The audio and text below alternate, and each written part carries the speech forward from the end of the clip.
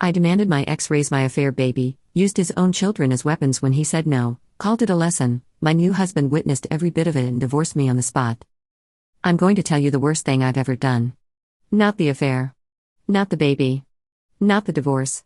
The worst thing I've ever done happened in a parking lot outside a Chili's on a Saturday afternoon when I used my own children as bargaining chips to force my ex-husband to raise a baby that wasn't his, and my new husband was sitting in the car watching the whole thing through the windshield. He didn't say a word on the drive home. 22 minutes of silence. I was talking. Explaining. Justifying. He was gripping the steering wheel with both hands and staring at the road and not responding to a single word I said. When we got home, he walked inside. Went to the bedroom. Came out with a suitcase. Already packed. Like he'd been thinking about it. Like the parking lot wasn't the beginning. It was the end of something he'd been watching for a long time. He said, "I can't be married to you." I said, "Kevin, what are you talking about?" He said, "I watched you threaten that man with his own children.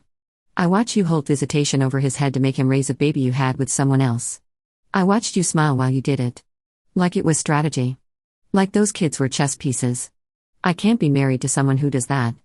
I won't be." He walked out. Filed for divorce the next week. And I sat in our house, in the life I'd built on the wreckage of the one before it, and I realized I'd done it again. Destroyed everything. Except this time I couldn't blame anyone else. This time the destruction was so clearly, so completely, so undeniably mine that even I couldn't spin it into someone else's fault. My name is Morgan. I'm 36. And I need to tell this from the start because the start is where the pattern began, and the pattern is the reason I'm sitting in an empty house writing this. My first husband's name is Terrance. We were married for 9 years. 2 kids. Jalen, who's 11 now. And Mia, who's 8. Terrance is a good man. I need to say that and I need to mean it, and I do mean it even though I spent 3 years trying to convince everyone, including myself, that he wasn't. Terrance worked in logistics for a shipping company. Steady income. Home by 6 most nights. Coached Jalen's T-ball team. Made pancakes on Saturday mornings. Not exciting. Not spontaneous. Not the kind of man who makes your heart race. The kind of man who makes your life work. I got bored. That's the truth. No qualifying. No context. No, he wasn't meeting my emotional needs. I got bored. I was 30 years old with 2 kids and a husband who made pancakes and coached T-ball, and I decided that wasn't enough. That I deserved more. That the stability Terrance provided was a ceiling, not a floor. That somewhere out there was a life with more fire and more passion and more of whatever it is that bored women convince themselves they're missing. His name was Devon. The affair partner. A trainer at my gym. 28. Single. The kind of good-looking that makes you stupid. Wide shoulders. White teeth. Said things like you deserve to feel alive. Textbook. Absolute textbook affair partner. Said every line from the script. You're so beautiful. Your husband doesn't appreciate you. I've never felt this way about anyone. And I believed every word because I wanted to. Because believing it was easier than admitting I was throwing away a good life for a man whose deepest thought was a protein shake recipe. The affair lasted 5 months. I got pregnant. Knew immediately it wasn't Terrance's. The timing. The math. Terrance and I hadn't been intimate in 6 weeks because I was too busy being intimate with Devon. The baby was Devon's. No question. I told Terrance. Not out of honesty. Out of necessity. I was showing. Couldn't hide it. Sat him down at the kitchen table. Same table where he'd helped Jalen with homework that morning.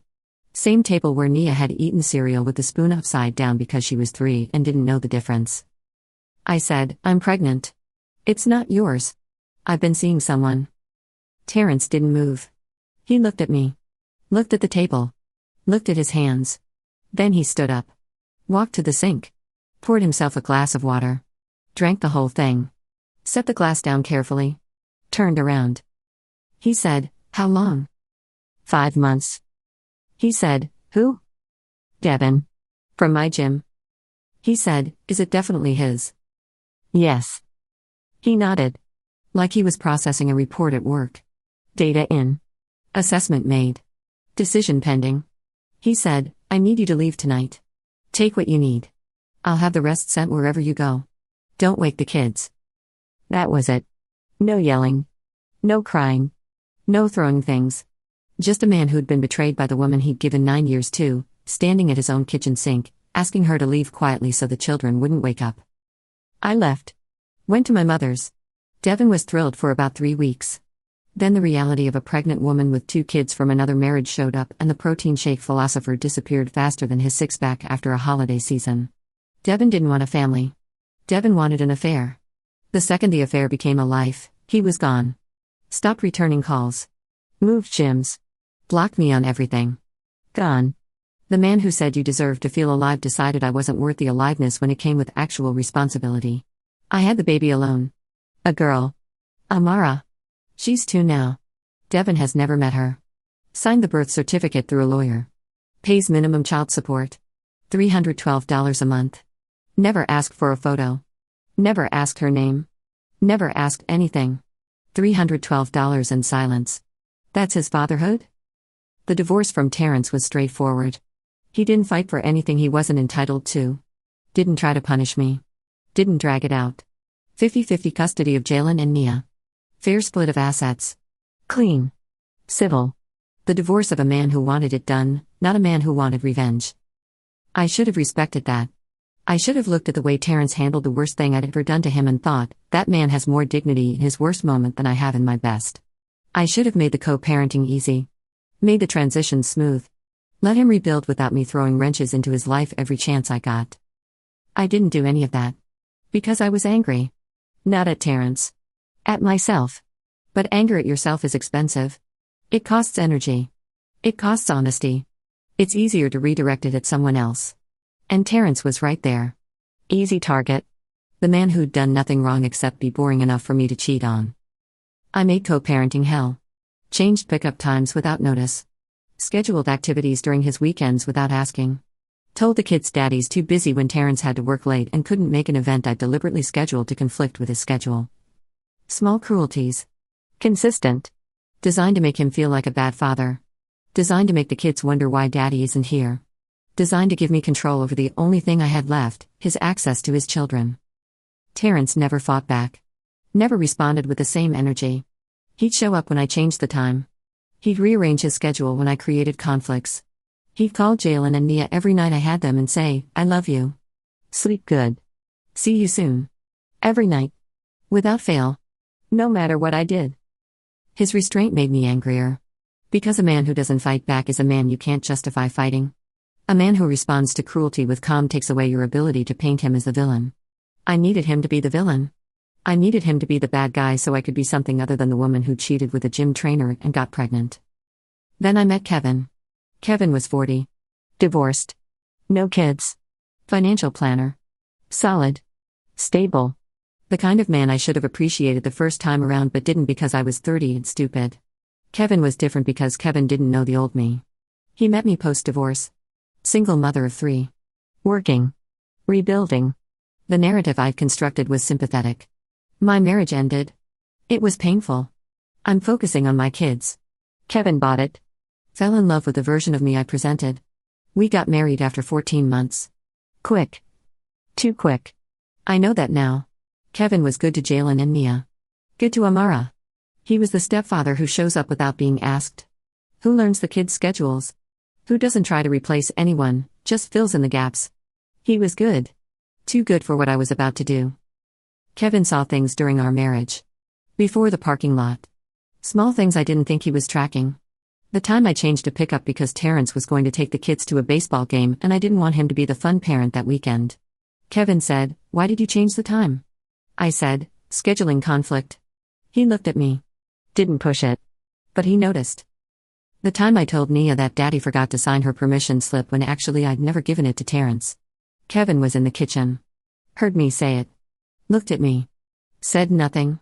But he noticed. The time Terrance called on a Wednesday night to say goodnight to the kids and I let it go to voicemail and told Jalen, Daddy didn't call tonight. Kevin was sitting right there. He'd seen the phone ring. Seen Terrance's name on the screen. Seen me decline it. Seen me lie to an 11-year-old about his father. Kevin noticed everything. He just didn't say anything. Because Kevin is the kind of man who observes before he acts. Who collects data before he makes a decision. Who packs a suitcase before a Chili's parking lot because he already knows what he's going to see. He just needs the confirmation. The parking lot was a confirmation. 6 months into the marriage. Amara was getting older. More expensive. Devon's $312 wasn't covering anything. Daycare alone was $1,400 a month. I was drowning. Kevin helped, but Kevin's money was Kevin's money, and I was too proud to let him carry everything. So my brain, my selfish, manipulative, broken brain, came up with a solution. Terrance should help raise Amara. I know. But hear the logic. My logic. Not real logic. The logic of a woman who'd spent 3 years using her children as leverage and had gotten so comfortable with it that it felt normal. The logic was, Terrance already has 50-50 custody of Jalen and Nia. Amara is their half-sister. It would be confusing for Jalen and Nia to go to Daddy's house without Amara. Better for everyone if Amara goes too. And if Amara goes, Terrance should contribute to her expenses. Not because she's his. Because she's part of the package. That's what I told myself.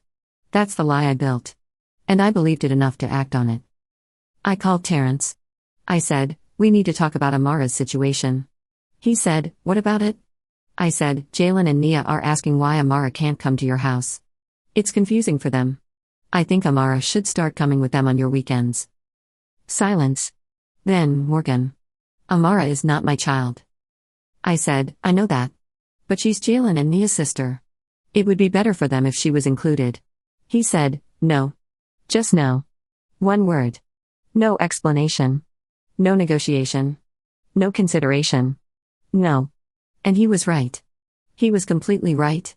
Amara was not his child. Not his responsibility. Not his obligation. He owed her nothing. He owed me nothing. And asking him to raise the product of my affair was the most audacious, entitled, delusional request a person could make. But I didn't see it that way.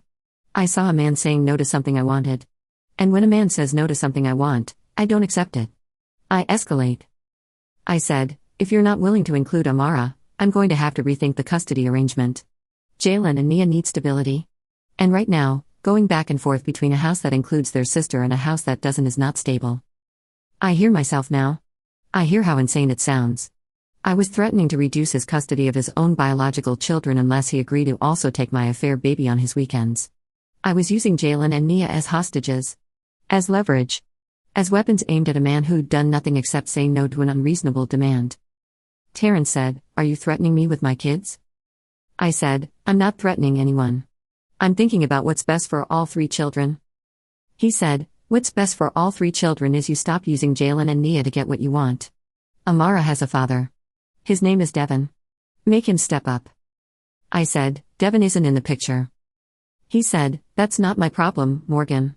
You chose Devon. You chose to have his baby.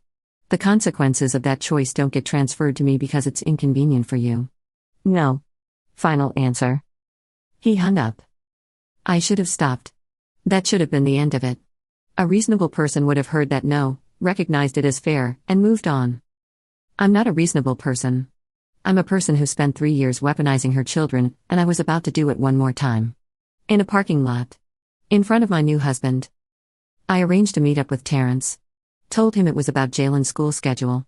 He agreed. Chili's parking lot. Neutral ground. Saturday afternoon. Kevin was with me because we were supposed to go to lunch after. Terrance pulled up. Got out of his car. Walked over. I got out. Kevin stayed in our car. I said, I've been thinking about what you said. And I don't accept it. If you're not willing to include Amara on your weekends, I'm adjusting the custody schedule. I'll be filing for primary custody. I'll tell the court that the current arrangement is disruptive for the children because their sister is being excluded. Terrance looked at me. Not with anger. Something worse. Pity. He pitied me. He looked at me the way you look at someone who's so far gone they can't see what they've become. He said, you're threatening to take my kids away because I won't raise the baby you had with another man. I said, I'm doing what's best for my children. He said, your children. Not our children when it's convenient for you and your children when it's not. There are children, Morgan. And you don't get to use them as a weapon every time you don't get what you want. I said, I'll do what I have to do. Consider this a lesson. When I ask for something, the answer is yes. Or there are consequences. A lesson.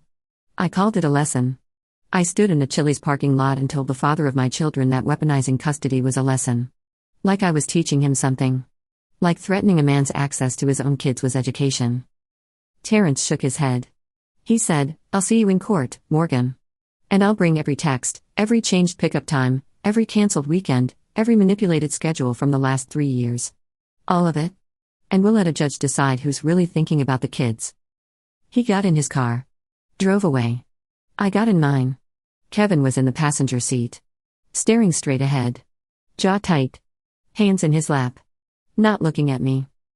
I said, that went about how I expected. He'll come around. Kevin didn't respond. I said, Kev? You okay? He said, take me home. I drove home. 22 minutes. I talked the entire time. He said nothing. And every minute of that silence was a verdict I wasn't hearing because I was too busy defending myself to a jury that had already decided. We walked inside. He went to the bedroom. Came out with a suitcase. The packed suitcase. And I understood in that moment that Kevin hadn't packed it that afternoon. He'd packed it before we left. He'd been sitting in that car with a packed suitcase in the trunk waiting to see if I was the person he was afraid I was. The parking lot confirmed it. I can't be married to you. I watched you threaten that man with his own children. I watched you hold visitation over his head to make him raise a baby you had with someone else. I watched you smile while you did it. Like it was strategy. Like those kids were chess pieces. I can't be married to someone who does that. I won't be. He left. Filed for divorce. 7 days. Kevin's lawyer sent mine a statement that included the phrase, irreconcilable differences stemming from a fundamental disagreement about the ethical treatment of minor children in custody disputes. Kevin put it in writing. Made it legal. Made it permanent. So that if anyone ever asked why his marriage ended after 18 months, the answer was on paper. She used her kids as weapons. The custody hearing with Terrance happened 2 months after Kevin left. Terrance brought everything. 3 years of documentation. Texts where I changed pickup times without notice. Emails where I scheduled conflicts during his weekends. Screenshots of messages where I told the kids daddy's busy when he wasn't. And the Chili's parking lot conversation. I don't know how he recorded it. Maybe his phone was in his pocket. Maybe his car dashcam caught it. But the audio was played in court. My voice. Clear. Saying, when I ask for something, the answer is yes. Or there are consequences. The judge listened. Looked at me. Looked at Terrance. Said, I'm modifying custody. Primary to father. Mother gets every other weekend and Wednesday evenings. My custody flipped. From 50-50 to every other weekend. Because a judge heard me use my children as leverage and decided that the parent who does that shouldn't be the primary one. Terrance got the kids. Not because he fought dirty. Because he documented clean. 3 years of quiet record keeping. Every text saved. Every change noted. Every manipulation logged. While I was busy being cruel, he was busy being prepared. That's who Terrance is. The man who makes pancakes. The man who coaches t-ball. The man who drinks a glass of water at the kitchen sink before making the hardest decision of his life. The man who doesn't fight back. He just writes it down. And when it matters, he opens the file. Jalen asked me something on my last weekend. He's 11. Old enough to understand pieces of what happened. Not all of it. But pieces. He said, Mom, why did you and Dad really break up? I said, it's complicated, baby. He said, Dad never says anything bad about you. I hear you say bad things about him sometimes. If he's the bad one, how come he never says anything bad? 11 years old. That question. My son figured out what it took 2 husbands, a judge, and a therapist for me to understand. The person who talks bad about someone isn't the victim. They're the problem. Terrance doesn't talk bad about me because Terrance has nothing to prove. I talk bad about Terrance because I have everything to hide. I didn't answer. I just hugged him and said, your dad is a good man. First honest thing I'd said about Terrance in 3 years. Mia is 8. She doesn't ask questions yet. She just watches. Quiet. Observant. She has Terrance's eyes and his patience. She'll understand someday. What I did. Who I was. And I'll have to answer for it. Not to a judge. To my daughter. That's the court that matters. That's the verdict I can't appeal. Terrance started dating someone. A woman named Renee. The kids mention her sometimes. She's nice, Mom. She makes really good mac and cheese. She came to Jalen's game. The things children notice. Not job titles. Not income. Mac and cheese. Showing up to games. Being there. Terrance found someone who shows up. The way I should have. I'm 36. Divorced twice. 2 ex-husbands who are better off without me.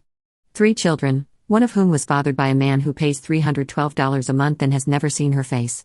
Custody reduced to every other weekend because a judge heard me threaten a father in a parking lot. An empty house that used to have Kevin in it. A reputation in my own family that I can see in my mother's eyes every time she looks at me and doesn't say what she's thinking. My mother said one thing. After Kevin left. After the custody ruling. After everything.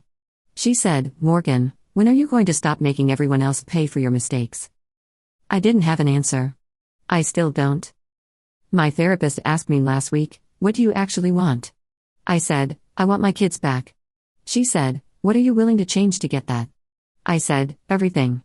She said, "Start with the truth. Stop performing. Stop manipulating. Stop treating people like obstacles between you and what you want. Start treating them like people." I'm trying. I need to be honest about the trying. It's slow. It's ugly.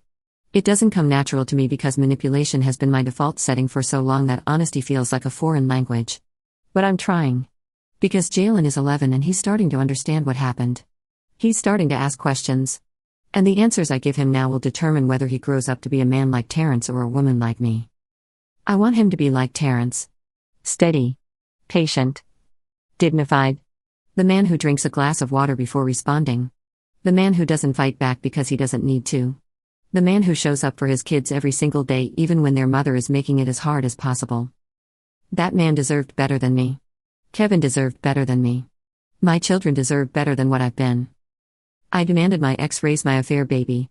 Used his children as weapons when he said no. Called it a lesson. The only person who learned anything was me.